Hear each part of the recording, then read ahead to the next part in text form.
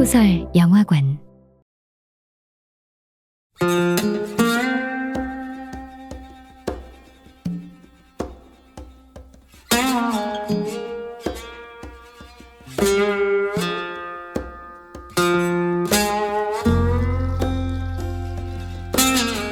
하나, 둘, 셋, 넷, 다섯. 모두 5명이었다. 5명의 여행급사가 세인트 베르나르 고개 수도원 벤치에 앉아 석양을 지켜보고 있었다. 나는 수도원 문턱에 걸터 앉아 시가를 피우며 그들의 뒷모습을 지켜보았다.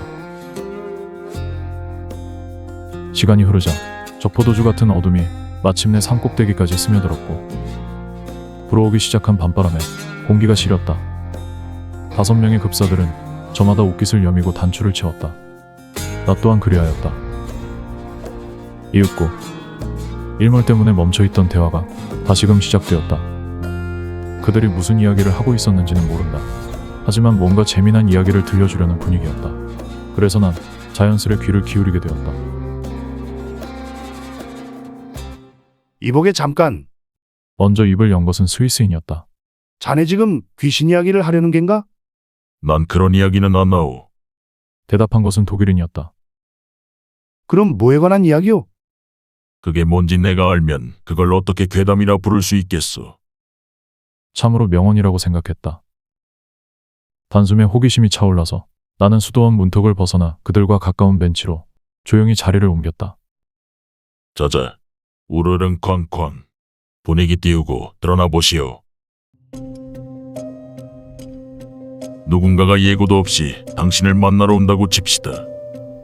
그런데 출발하기 전 당신에게 미지의 기운을 보내어 당신의 머릿속에 종일 그 사람만 떠오르게 만든 거예요. 거리를 걷는데 이상하게 그 사람만 생각나고, 지나가는 사람의 얼굴이 죄다 그 사람인 것 같고, 분명 그 친구는 엄청 멀리 떨어진 곳에 사는데 말이외다. 그러다가 저녁이 되었을 때 그 친구가 짠 하고 당신 앞에 나타나 버리면 깜짝 놀라지 않겠소? 자, 이런 현상을 대체 뭐라고 부를 것이오? 글쎄올시다. 그런 걸 뭐라 하더라? 그냥 기적이라고 하면 되는 거 아닌감. 그러고 보니 기적은 우리 동네에도 있는데, 교회에서 성직자가 기도를 하면 세인트 야누아리오에 굳은 피가 다시 녹아서 흐르거들랑. 나 원참 뜬금없이 그런 요술 이야기로 빠지는 것은 또 뭐여? 나는 지금 실제로 벌어졌던 괴담을 말하자는 것 아니오. 이복의 조반니 밥티스타, 이 멍청이를 위해 영국 신부 괴담을 좀 해주시오. 영국 신부 괴담 말입니까? 알겠습니다. 하긴 그 이야기가 지금 딱 어울리는 내용이긴 하겠군요. 한 가지 강조하자면 제가 직접 겪은 일이기도 합니다. 세상에 반짝이는 게 다 금은 아니어도 이건 진짜 금이 맞다, 그거죠. 그렇게 영국 신부의 이야기가 시작되었다.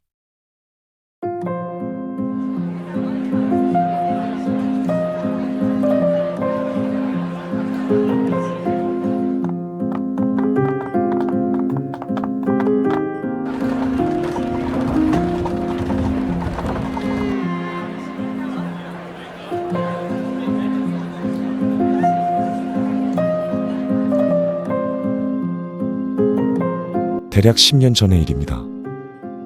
나는 추천장을 가지고 런던 본드가의 롱스 호텔에 묵고 있던 한 영국 신사를 만났습니다.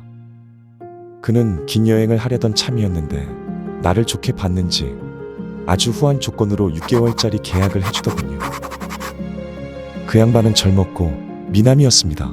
그리고 한 어여쁜 아가씨에게 푹 빠져 있었는데, 둘이 곧 결혼식을 올릴 예정이었으니 결국 내가 따라가는 여행은 신혼여행이었던 것이죠.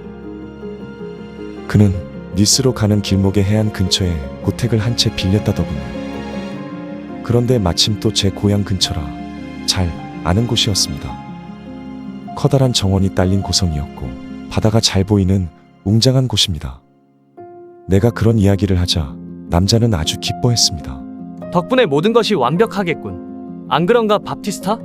물론이죠, 시니어르. 마침내 결혼식이 거행되었고 두 사람은 행복했습니다. 보는 나도 덩달아 행복하더군요. 식이 끝나고 덜컹거리는 마차와 함께 여행이 시작되었습니다. 목적지까지 가는 동안 나는 뒷좌석에 함께 앉게 된 귀여운 하녀에게 우리말을 가르치며 시간을 보냈습니다. 그런데 말입니다. 나는 이상한 점을 발견했습니다.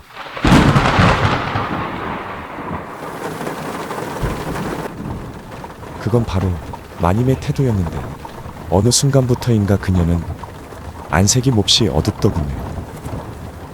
생각해보세요. 칙칙한 안색의 새 신부라니. 그래서 난 캐롤리나에게 물어봤습니다. 방금 말한 그 귀여운 하녀 말입니다. 캐롤리나는 몇 번 튕기더니 쉬쉬하며 이유를 말해주더군요. 아무래도 마님은 뭔가에 신 것 같아. 씌었다고? 무엇에? 꿈에 무슨 꿈? 누군가의 얼굴이 나오는 꿈이래. 결혼식을 치르기 전부터 그랬다는데 며칠 동안 연속으로 같은 꿈을 꾸셨다나 봐. 무서운 얼굴이었나 보지? 아니, 오히려 미남자였다던걸? 가무잡잡한 얼굴에 검은 머리칼과 검은 옷, 그리고 잿빛 콧수염이 난 남자래. 문제는 살면서 한 번도 본 적이 없는 사람이라는 거야. 아무튼 그 남자는 꿈에 나타나서는 마님을 물끄러미 바라보기만 한대. 잠에서 깨는 그 순간까지. 마님은 지금 불안한 예감에 시달리고 계셔. 우리가 가는 그 성에 도착하면 그 남자의 초상화가 있을 것 같다는 기분이 드신대.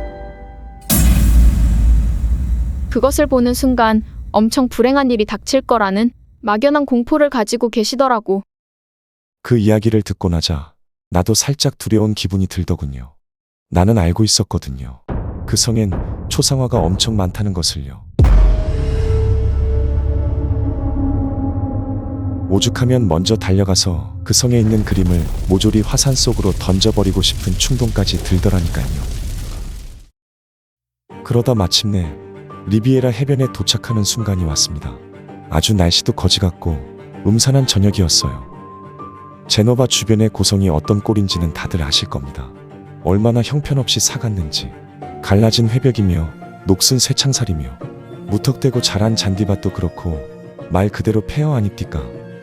하지만 그런 건 중요치 않았습니다.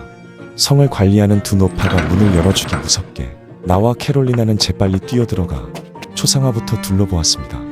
처음부터 끝까지 하나하나 모든 작품을 말입니다. 성모 마리아와 아기 예수, 성 프란체스코, 성 세바스티아노, 비너스, 천사들 등등 우리에게 친숙한 그림들이 모조리 있었습니다. 그리고 기묘한 분위기의 잿빛 콧수염 신사? 그런 건 없었습니다. 참으로 다행이었죠. 나리는 마님에게 말했습니다. 자, 클라라. 이젠 그 꿈이 별게 아니란 것을 알겠지? 네, 여보. 마님은 이후로 부쩍 기운이 났습니다. 그녀는 금세 성에 적응했고 음악을 연주하거나 그림을 그리거나 하면서 그곳에서의 생활을 만끽했죠. 근심을 덜어낸 나리는 말했습니다. 이젠 완벽하군. 안 그런가, 밥티스타? 그러게 말입니다. 시니오르. 그 순간만큼은 저도 진심이었습니다. 그곳에서의 생활은 바쁠 것이 없었습니다. 그래서 난툭하면 캐롤리나를 꼬셔서 여기저기 놀러 다녔죠. 마님은 그 꿈을 다 떨쳐내셨대? 거의 그런 것 같아. 다행이군. 결국 마님의 근심은 쓸데없는 걱정이었다 싶었습니다. 그렇게 그녀의 상황은 호전되어 이내 곧 나리가 손님들을 초대하는 것도 가능해졌습니다.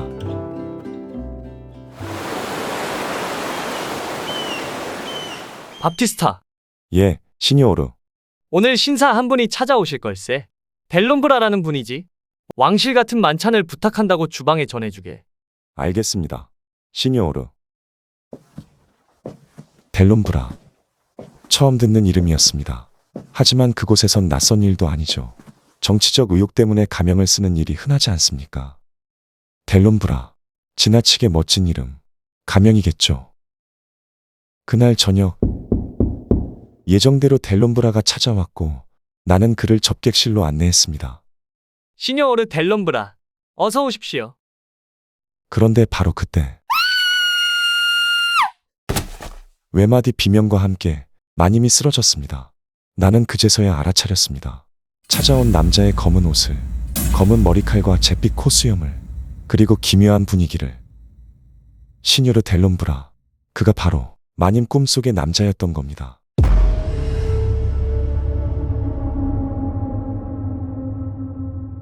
그날 이후 마님은 공포에 짓눌려서 정상적인 생활이 어려울 지경이 되었습니다.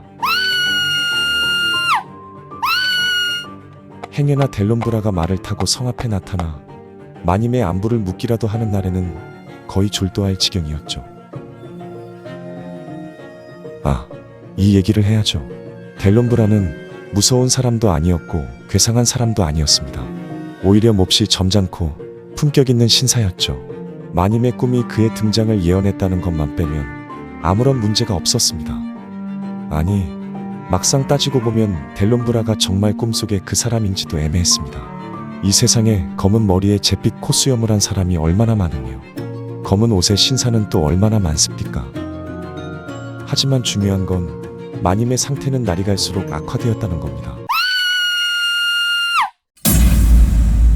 더는 안 되겠다 싶었는지 나리는 마침내 해결책을 제시했습니다. 그는 이성적으로 마님을 타이르길. 여보, 이대로라면 영원히 당신의 불안증을 치료할 수 없을 것 같아. 차라리 정면으로 돌파하면 극복할 수 있지 않을까? 다 마음먹기에 따른 문제라고. 시녀르 델론브라가 무슨 괴인도 아니고 악당도 아니야. 그를 당당하게 몇 번만 대하고 나면 그 불안감이 아무것도 아니라는 것을 깨닫게 되지 않을까? 알겠어요. 노력해 볼게요. 그런 이유로 델론브라는 그 성을 다시 오게 되었습니다. 알고 보니 그는 노래와 연주 등의 재주가 많고 입담도 훌륭하여 금세 음침한 시골성의 단골 손님이 되었습니다. 그리고 마님은 다행히도 별탈 없이 그 자를 접객하였습니다. 나리는 만족스러워했습니다. 이젠 완벽하군, 안 그런가, 밥티스타? 그러게 말입니다, 시니오르. 하지만 난 느꼈습니다. 마님은 여전히 괴로워하고 있다는 것을. 더구나 어떤 순간이 되면 그녀는 갑작스레 고개를 숙이고 파르르 떨었는데 바로 그때 반대편을 보면 델론브라가 그녀를 뚫어져라 쳐다보고 있었습니다. 마치 꿈속에서 그녀를 쳐다보던 것처럼 말입니다. 그러던 어느 날 우리 모두가 사육제를 구경하기 위해 로마에 놀러 갔을 때였습니다.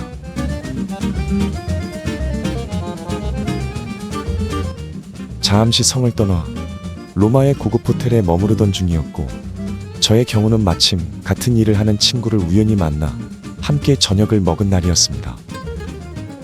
밤이 되어 호텔로 돌아오는데 캐롤리나가 허겁지겁 어디론가 달려가고 있었습니다. 캐롤리나.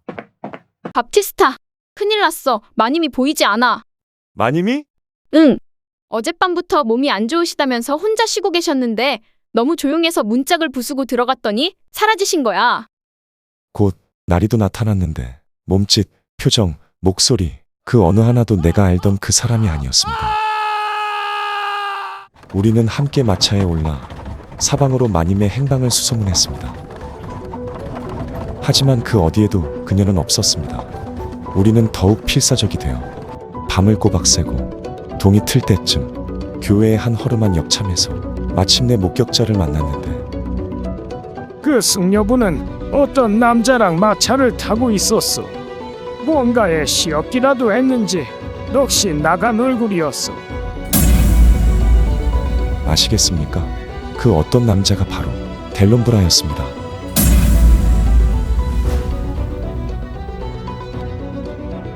그들이 어디로 갔소? 그건 모르겠소이다. 그것을 왜 몰라? 그래도 어느 쪽으로 갔는지는 알 것 아니야? 들어보시오. 그 잿빛고 수염의 남자는 이곳의 모든 용마를 한 번에 다 빌렸어.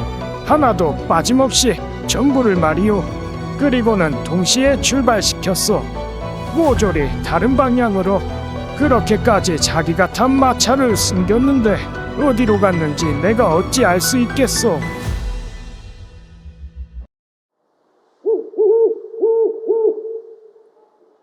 이후로 마님이 어디로 갔는지에 대한 소식은 전혀 들려온 바가 없습니다. 제가 아는 것은 단 하나.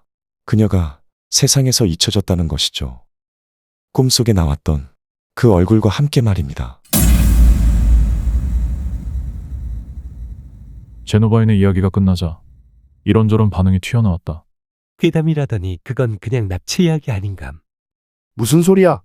그 납치한 신사가 본 적도 없는 사람인데 꿈에 나왔었잖소. 아하. 그래도 괴담이면 모름지기 귀신이 나와야지. 안 그러면 난 뭔가 좀 부족한 것 같더라. 그놈의 귀신 타령. 내가 애당초 귀신은 안 나온다고 했잖소. 좋소. 그렇다면 이런 이야기는 어떻소? 이번에는 내가 직접 겪었던 일이요. 독일인이 다시 운을 떼자 일순 정적이 감돌았다. 나도 그랬다. 그는 또 어떤 이야기를 해줄 것인가. 숨을 죽이고 귀를 기울였다. 그런데 이상하리만치 정적이 길었다. 나는 고개를 돌려 그들을 보았다. 그러자 그곳엔 아무도 없었다.